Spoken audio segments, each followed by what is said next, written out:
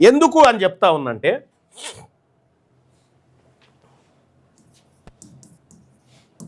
ప్రభుత్వం పార్టీ ప్రభుత్వం అంటే ఏందో ఫస్ట్ తెలవాలి మనకు.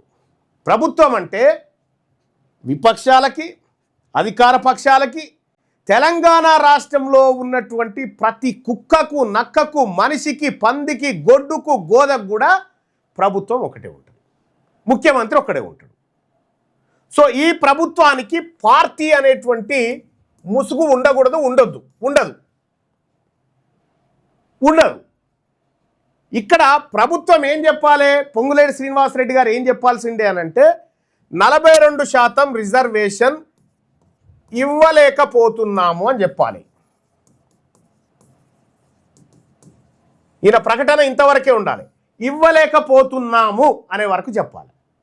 కానీ ఈయన ఏం చెప్పిండు, మేము ఇది ఇవ్వలేకపోతున్నాం, పార్టీ పరంగా 42% ఇవ్వాలని క్యాబినెట్లో డిసైడ్ చేసిరట. పార్టీ పరమైనటువంటి అంశము క్యాబినెట్లో డిసైడ్ చేస్తే పిసిసి చీఫ్ మహేష్ కుమార్ గౌడ్ దేనికోసం ఉన్నట్టు? మహేష్ కుమార్ గౌడ్ గారు మీకేమైనా ఇజ్జత్ అనిపిస్తుందా? మీ పార్టీ కనీసం మీ పార్టీకి మీరు రాష్ట్ర అధ్యక్షులుగా మీరు నిర్ణయం తీసుకొని ఎస్ మా పార్టీ ఈ ప్రయత్నం చేసింది కాబట్టి ఇది వస్తూ ఉంది, ఈ పార్టీ పరంగా 42 అనుకున్న 52% రిజర్వేషన్ టికెట్లు ఈ బీసీలకు వచ్చేటట్టు చేస్తా అని మహేష్ కుమార్ గౌడ్ కదా చేయాల్సింది ప్రకటన. ప్రభుత్వం ఎట్లా చేస్తుంది? నిన్న జరిగింది క్యాబినెట్ భేటీయా, టీపీసీసీ విస్తృత కార్యవర్గ సమావేశమా? ఏం జరిగింది? మీకేమైనా హక్కులు ఉన్నాయా మహేష్ కుమార్ గౌడ్ గారు? మీ పార్టీ అధ్యక్షుడిగా మీకేమైనా హక్కులు ఉన్నాయా? పార్టీ పరంగా మంత్రులు ఎట్లా ఇస్తారు? పార్టీ పరంగా ఇచ్చేది పార్టీ కదా, మంత్రులు ఎట్లా ఇస్తారు? ప్రభుత్వం ఎట్లా ఇస్తుంది?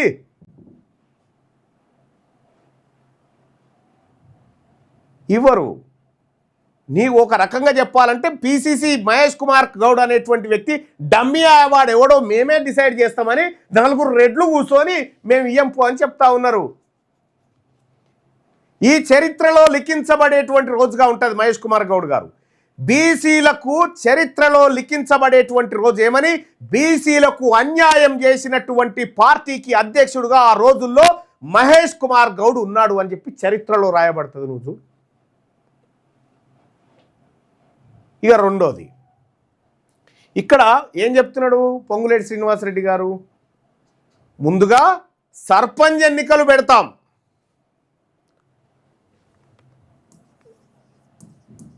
ముందుగా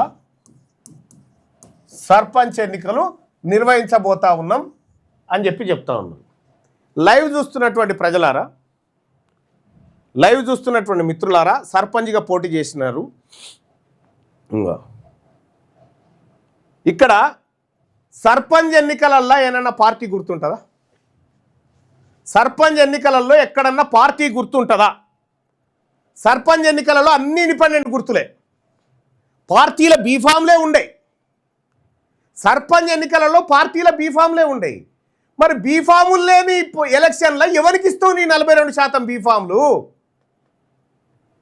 బీఫామ్లే లేనటువంటి ఎన్నికలలో నువ్వు ఎవరికి ఇస్తావు 42%?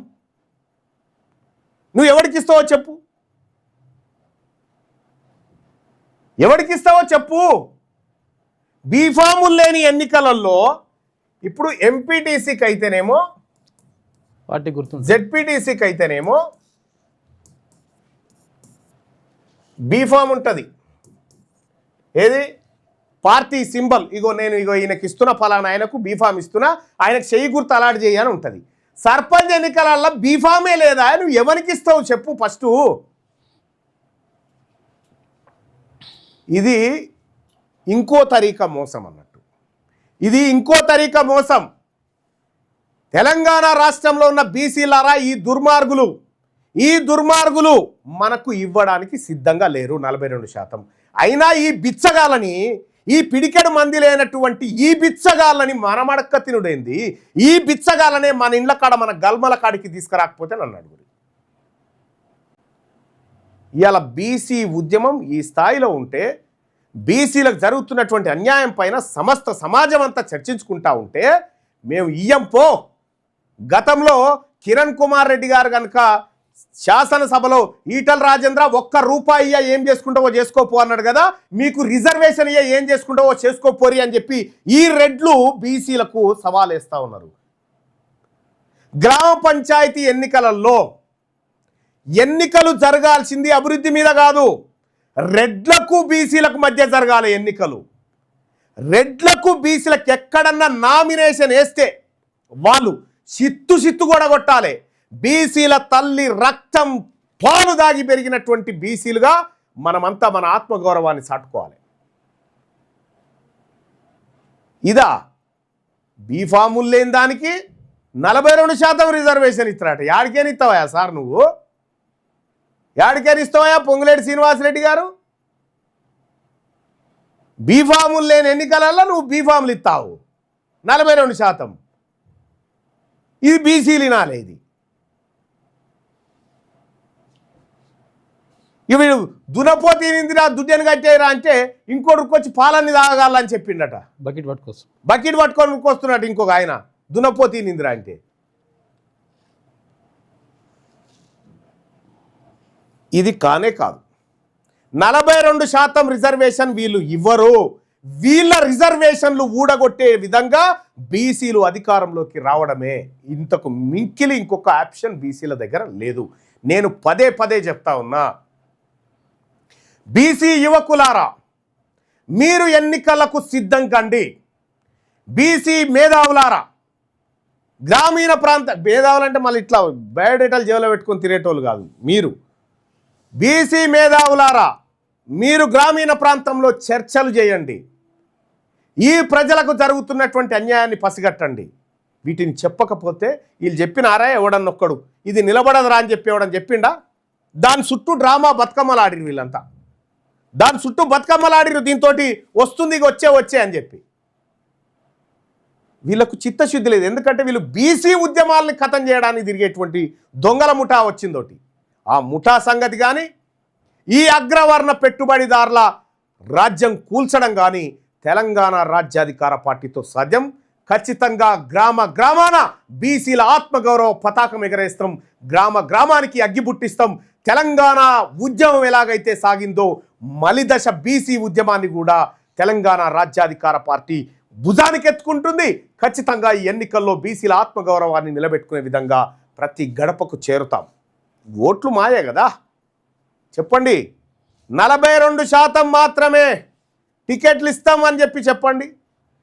ఒక మంత్రి అయి ఉండి మంత్రికే ఏమి చెప్తున్నామో సోయి లేకపోతే ఆ మంత్రి గారికి ప్రెస్ మీట్ పెట్టుకొని తోలిన ముఖ్యమంత్రి కన్నా సోయి ఉండాలి కదా. అంటే వీళ్ళందరికీ ఎరక ఇది మోసపూరిత ప్రకటన అని ఎరికే. ఈ మోసపూరిత ప్రకటన మళ్ళొకసారి చేద్దామని ఎరికే. బీసీ ప్రజలారా కర్రుగాల్చి వాత పెట్టాలి. కాంగ్రెస్ పార్టీకి కర్రుగాల్చి వాత పెట్టాలి. ఈ ఎన్నికల్లో ఎట్టి పరిస్థితుల్లో బీసీల ఆత్మగౌరవం, ఈ బీసీ ఉద్యమం పోతే మళ్ళీ పుట్టదు, గుర్తుపెట్టుకోరి. మళ్ళీ జన్మ లేదు. ఏం చేసినా ఇప్పుడే సావో రేవో తేల్చుకుందాం, సమరంలోకి దిగుదాం. ఈ తెలంగాణ రాష్ట్రంలో ఈ ఉద్యమం పోతున్నటువంటి క్రమంలో కొంతమంది చెంచాలు వస్తూ ఉంటారు, కొంతమంది అమ్ముడు పోయే సరుకు తిరుగుతూ ఉంటుంది, కొంతమంది ఈ బీసీ ఉద్యమాన్ని ఖతం చేస్తేనే మాకు మనుగడ ఉంటుంది అనుకునేటువంటి వాళ్ళు ఉంటారు. అటువంటి వాళ్ళందరినీ చాలా జాగ్రత్తగా డీల్ చేసుకుంటూ వాళ్ళని రాజకీయంగా ఖతం చేసుకుంటూ రావడమే. వాళ్ళతో పాటు ఈ మూకను ఈ బీసీ ఇంటికి పట్టబోతున్న చెదలను కూడా ఖతం చేయాల్సినటువంటి అవసరం ఉంటుంది. ఇలా బీసీలు అంటే ఇంత అలుసు, మా కులగణన లెక్కలు చెప్పే దమ్ము లేని చవట దద్దమ్మ ప్రభుత్వం ఈ కాంగ్రెస్ పార్టీ ప్రభుత్వం. చవట దద్దమ్మ ప్రభుత్వం. బీసీల లెక్కలు చెప్తే మీకు పెండబడుతుంది మీ లాగులల్లా. బీసీల లెక్కలు చెప్పమంటేనే ఇక ఇదంతా ఇట్లా ఉంటే సోది చెప్తానమ్మ సోది అని ఇక సోది దేశంలో ఇంకొకరు తిరగబట్టి సోది ఆడికి పోయి ఇట్లుంటే బాగుండని ఓ సోది, అట్లుంటే బాగుండని ఓ సోది. మా సోది చెప్పేటోళ్ళ అవతారం కూడా వాళ్ళే ఎత్తిరు ఆఖరికి. ఈ సోదోళ్ళ సంగతి, ఈ అగ్రవర్ణ ముఠా సంగతి ముఖ్యంగా గుర్తుపెట్టుకో జానారెడ్డి.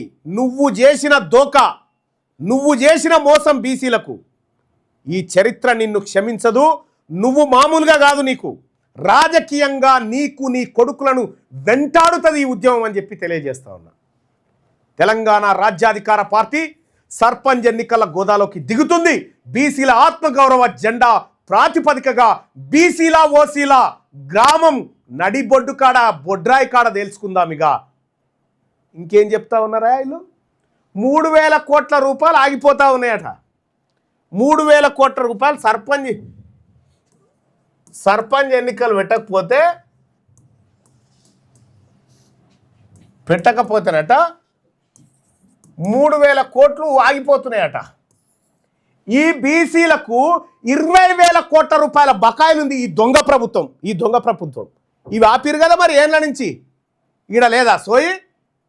ఒక్కసారి ఇప్పుడు ఏమంటుండు పొంగులేటి శ్రీనివాసరెడ్డి గారు, సర్పంచ్ ఎన్నికలు ముందుగా పెట్టి ఆ తర్వాత కోర్టులో ఫైట్ చేసుకుంటే కోర్టులో కౌంటర్ వేయలేదా ఇప్పటిదాకా ఈ దద్దమ్మలు? కోర్టుల్లో కౌంటర్ వేయలే.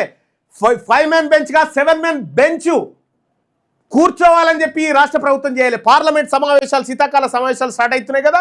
ఇప్పుడు నరేంద్ర మోడీ మీద ఒత్తిడి పెట్టాలి కదా, అఖిల పక్షానంతా తీసుకొని పోవాలి కదా. నిజంగా చిత్తశుద్ధి ఉన్న ముఖ్యమంత్రి అయితే వీళ్ళంతా చీకటి దందాలు, చీకటి వ్యవహారాలతో బతికేటువంటి వాళ్ళు.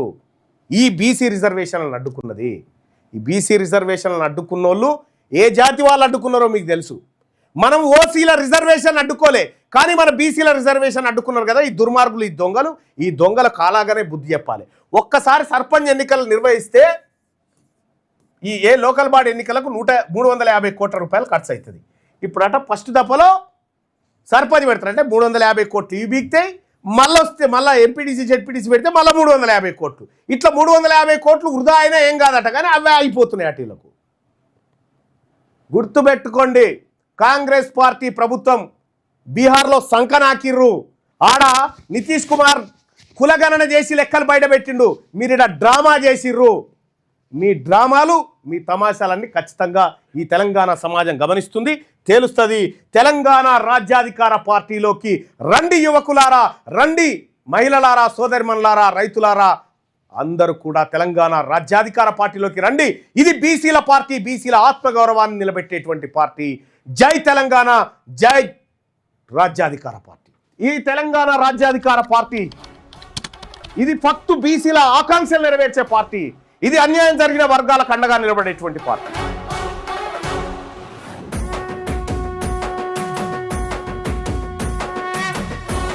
తెలంగాణ రాజ్యాధికార పార్టీ చేరాలంటే 9866524314 ఈ నెంబర్కు వాట్సాప్ లో మిస్ కాల్ ఇవ్వండి. ఈ నెంబర్కి మీరు మిస్ కాల్ ఇవ్వగానే మీకు ఒక లింక్ వస్తుంది. ఆ లింక్ పైన క్లిక్ చేసి మీరు దాంట్లో ఇందులో జాయిన్ కావచ్చు. తెలంగాణ రాజ్యాధికార పార్టీలో వెంటనే జాయిన్ కావచ్చు. ఆ లింక్ ద్వారా మీరు ఎంటర్ అయితే.